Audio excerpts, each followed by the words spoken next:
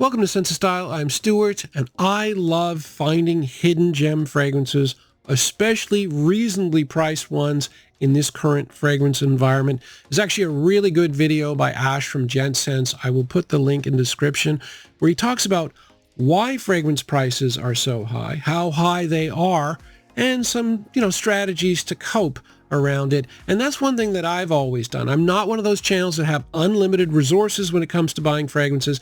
So I've always been really careful about what I buy, getting the best fragrance for the money.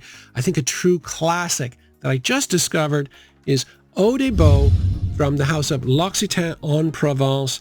It is perfect for the current modern day situation. So it's $50 at the discounters. It's got really good projection and longevity, and I mean really good, and it's got a very modern scent profile. There's no sort of fluff with the fragrance, right? So it's a very basic bottle. The box here, again, very basic, nothing fancy. It's not like plasticky around the outside, very super basic. The cap, just a light aluminum cap. The weird thing though is the atomizer is like really smooth, really good atomizer. But yeah, there's not a lot of waste here. The scent though is really good and it lasts a long time. When you try it, you might be surprised at how familiar it is, even though it was released in 2006, because it smells a lot like what we're wearing today. There's a lot of vanilla and tonka and cardamom. It's got a nice cardamom warmth to it. Some people have compared this online to like the Spice Bomb fragrances, but they're a little fresher. The spicy is different. It's more cinnamon. This is cardamom. This is smooth and warm. I think the key note here, though, is that cypress note, which is a little bit fresh, a little bit aromatic. That comes through, makes it a little bit different. There's incense here too, but really the core of the fragrance to me is the vanilla, the cardamom, and the cypress. And yeah, that performance, it's crazy. Now, the only flaw with this fragrance is the fact that it is slightly synthetic. For $50, it's not going to be perfect. So yeah, really good fragrance, really good price, something to think about. The internet has brought us the concept of the rabbit hole, like learning more and more and more about something and going down deep. I've been going down deep, at least in the last year, for oud. I'm looking for like a true, what is like a true Middle Eastern oud? And I think I've found it in the weirdest possible place, at the house of Gucci. This is Gucci Intense Oud. And yes, without question, and I've tried some animalic ouds. This is the most animalic oud that I've tried. And I love it. And I think most people would like it. Normally when you think animalic, you think barnyard. I don't think that's an accurate description. I do think pungent, but in a good way. It's really beautiful. So it's paired with leather. That shouldn't come as a surprise. So you're going to get oud and leather together. You're going to get some funky stuff. There is saffron and frankincense. So you've got that fresh element. And honestly, I didn't pick up the raspberry right away. But as it dries down, you do start to pick up the hints of the raspberry. It's a very common note when you're looking at fragrances that are dark and heavy. And this is definitely heavy. And yeah, definitely. And I've tried probably like 24 oud fragrances. This one isn't as sweet as your standard Middle Eastern ouds, things like Ombre Nomade. That has an ambery quality. This one is like very mildly sweet, but it is more pungent. Performance, very solid. I mean, it's not going to blow you away, which might be a good thing if you don't like oud, but yeah, it's more than good enough. Yeah, this one was good. I've been talking a lot lately about a fragrance that is not like the number one fragrance in a line, kind of gets overlooked. I don't know if there's a better example of that than Versace Eros Flame, which I think is, I think it's so much better than the original Eros. But the thing is, Eros is so iconic. It's on the first page of all the discount websites. You're going to see it everywhere in advertising. This one is, if you get into fragrances, like a lot of people watching this, you will have seen the original, you'll have liked it, then you're like, okay, let's try another one. You'll try this, and you're like me, you like it even better. This one to me is a better fragrance. Not the least reason why is the fact that it's a lot more versatile. I find the original to be very cloyingly sweet. Yes, it's got some mint in it, some freshness, but mostly it's just a lot of sweetness. This one's got a ton of citrus. It's way more versatile. There are 3 citrus notes in the opening. There's Clamato, lemon, and mandarin. Very, very fresh. I could totally see myself wearing this in at least 3 seasons, even like, summer evenings kind of thing. Much more versatile. I just love the citrus element to it. It makes me want to buy one of those Clamato drinks or Clamato or whatever you call it just to try it because I'll never forget the first time I got it. I'm just sniffing it endlessly. Performance is good, although to be fair, not quite as good as the original, but you guys are all probably watching this. They're all converts. You all know that this one's better. Definitely for me it is. Every now and again, I run into a fragrance that I really like, a lot of other reviewers really like, but the general public doesn't seem to, and even Fragcom, doesn't seem to be embracing the fragrance. And then at the stages like that, I think to myself, like, am I out of touch with like the general public? Am I a critic? I wonder that because I really like Terre EDP Intense. When I first got it, I thought it was good. The more I wore it, the more I think it's great. Other reviewers agree with me, at least all the ones that I watch, and I'm subscribed to over 100 channels, so I've seen a lot of people review this. They all like it, but across the board, it's not being talked about much on a lot of channels.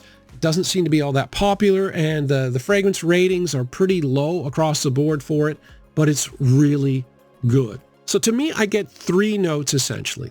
There's bergamot, quite a bit of it. Then there's coffee. Sounds like a strange combination, but for me, it works. And then there's like this sweet quality that's quite different.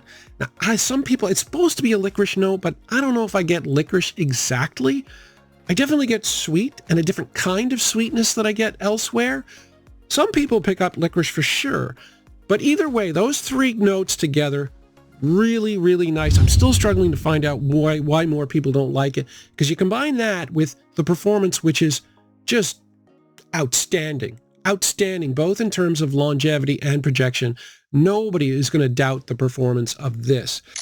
Bulgari Tiger was released in 2016, and I don't know why, but for some reason in 2020, that DNA caught on like a house on fire, and a ton of different flankers of Bulgari Tiger was being released, not the least of which was Tarathi Blue by Afnan. Tarathi, by the way, have just released another flanker called Tarathi Electric that is also very citrusy, ambery, and musky. Now, the thing is, that Bulgari Tiger DNA is perfect for summer. There are a bunch of clones of it. So many that I'm going to have to read from a list for the first time. And this is just a partial list of the clones. You've got Alexandria Fragrances Black Panther. You've got Lattafa's Al-Qaim Silver. You've got Kajal 3. Those are inexpensive. Then you've got some other fragrances that are more expensive that are very similar. You've got Suspiro's Vibrato. You've got Spirit of Kings Arrakis. You've got Ex Nihilo The Hedonist. And even Immensité by Louis Vuitton. It's by the same perfumer that created Bulgari Tiger in the first place. It's a little bit different, but it builds on that Bulgari Tiger DNA. And today I am talking about another clone that is in that realm that I think is the best one, mainly because of price. This is Rue Broca's Theoreme. It is $35. So, I mean, roughly in the same price range as Tarathi Blue, but I like this one more. I've tried Tarathi Blue a couple of times, and I find that this one is just a little bit sweeter that I like, and I find the performance to be a little bit better. So regardless of whether you take this, which is fantastic, I mean, the bottle's not great. It's not the greatest bottle in the world, but in terms of performance, in terms of scent profile, it's really nice. And yeah, regardless of whether you get this one or one of the others, it's Bulgari Tiger time, folks. And it's time to hit that citrus amber scent profile for the summer. It's perfect for June. Because designer fragrances are more reasonably priced, the variety of their DNA is sampled by a much larger population. The problem with being a very good niche fragrance is you're less likely to have a clone made, and someone doesn't want to spend $300 on a very good fragrance. They just want the top of the notch. The same thing comes to making a clone.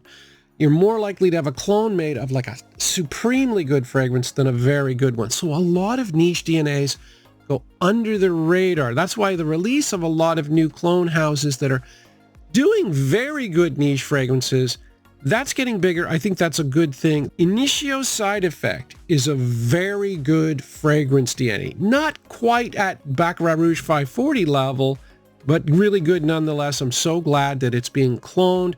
This is Fragrance World's Intro Aftermath. And this is the kind of fragrance that would never have had the opportunity to try prior to the proliferation of clones, because it's fantastic. And you don't have to pay $300 for it. It's basically rum, tobacco, cinnamon, and like a really nice fresh saffron feel. Really beautiful scent. Even in the case of clones, you know, there's some people that won't buy clones. So making a very good niche fragrance, that must be tough. Thank God they have them now. Fragrance World has come through with this one because it's fantastic. The only problem with this was this is one that needed to macerate. Terrible performance when I first got it. I let it sit about a month or 6 weeks or so. It's been a while. I can't remember how long exactly, but man, oh man, it's beautiful. It's really nice DNA. And this one is, yeah, underappreciated. If you're buying a clone of a really, really high-end niche fragrance, I think your best bet is to spend a little bit more. That's why I really like Al Haramain's Amber Oud line. And this is Amber Oud Rouge. This is a clone of Baccarat Rouge 540, the original EDP, not the Extrait de Parfum. And this is fantastic. Now, it is more expensive, but it's more than worth it. It's 66 bucks at the discounters for 60 milliliters. So yeah, it ain't cheap, but man, oh man, the performance is really good. The accuracy is really good. And the scent definitely feels more like a $70 fragrance than it does like a $40 fragrance. It feels more high quality. And it basically the DNA, and I never understood why it's not more popular, because there's nothing particularly feminine about the Baccarat Rouge 540 DNA. Basically, it's amber, a lot of saffron, and woods. If I had to boil it down to 3 notes, you get, I think they use ambroxan in this. Good solid performance, good solid clone. This might sound strange, but I have YSL Lum on this list, mainly because it's been around for a long time, and so people are probably, you know, forgotten about it. But my God, it's a really nice DNA, and it does well on my polls. People, like the hardcore people, really realize how good this is. The only problem with it is performance. But I can forgive it, because to me, this is the best use of ginger that I've ever tried. Normally, ginger, it's just too much for me. This one is nicely balanced. There's a couple of citrus notes. There's lemon and bergamot off the top that give a citrus feel to the ginger. Then you've got some spices and you've got some tonka. So the sweetness, the spices, the extra citrus balance out the ginger nicely. Beautiful scent. And yeah, I really like this. So this has been kind of a hidden gem. If you haven't tried these fragrances in a while kind of video, I do think these are all worth trying. Might not be as obvious as some of the other ones out there, so just thought I'd refresh your guys' memory. Anyway, thanks for watching.